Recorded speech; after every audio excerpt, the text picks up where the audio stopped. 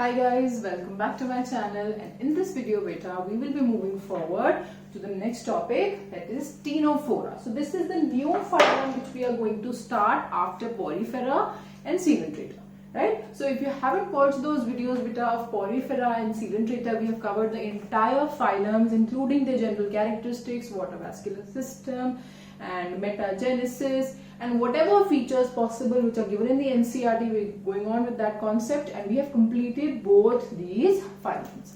Now we have come up to the next phylum, that is Stenophora. It is a very small phylum beta, okay, very small phylum which we will be completing in just 2 videos, right? So beta, Ctenophora is called as Stenophora. Why? This is a very important question beta. Ctenophora is called so because it has comb plates. It has comb plates. Comb plates is a feature of Ctenophora. That means they have comb plate-like structures on their bodies. Fine.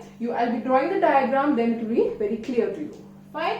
Then beta, their other names are also there. Ctenophora is also called as the comb jellies or sea walnuts because of their shape beta. They are mostly transparent, they are circular in shape, right? And they have comb plates. They are commonly known as comb jellies, or you can also say them as sea walnuts. Fine.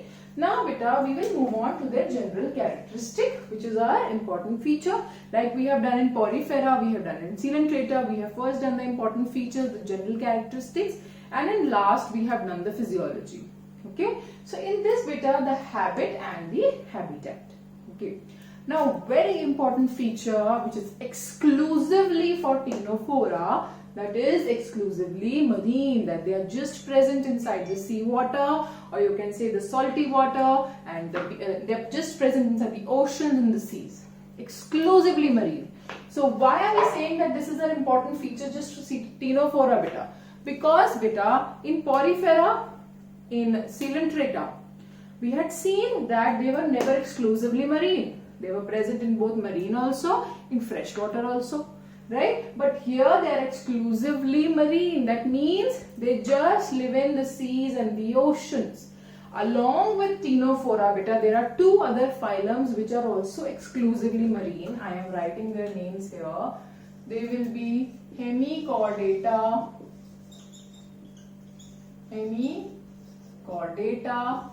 and Echinodermata.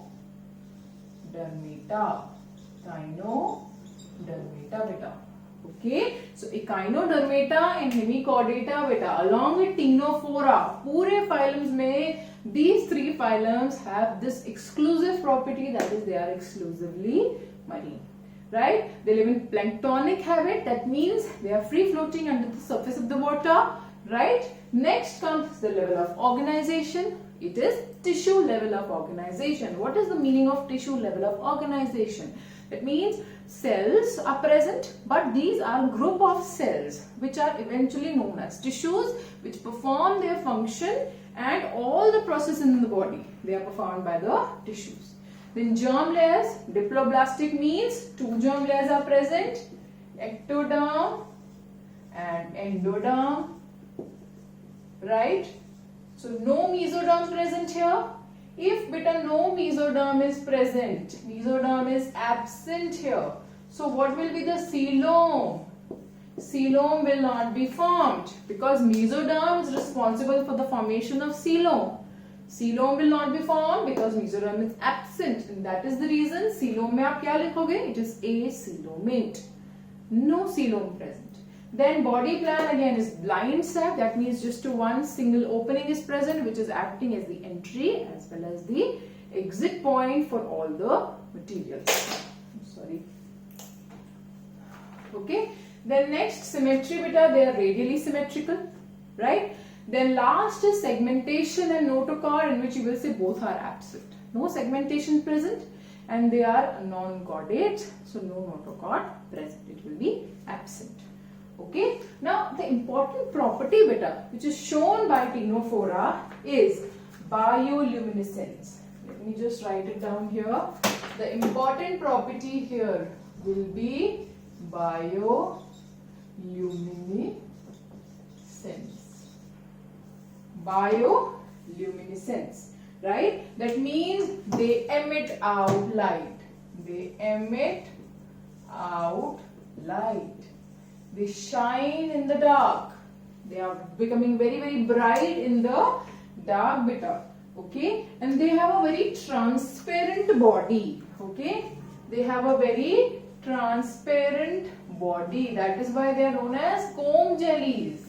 Okay, transparent bodies are there. That is why they are known as comb jellies.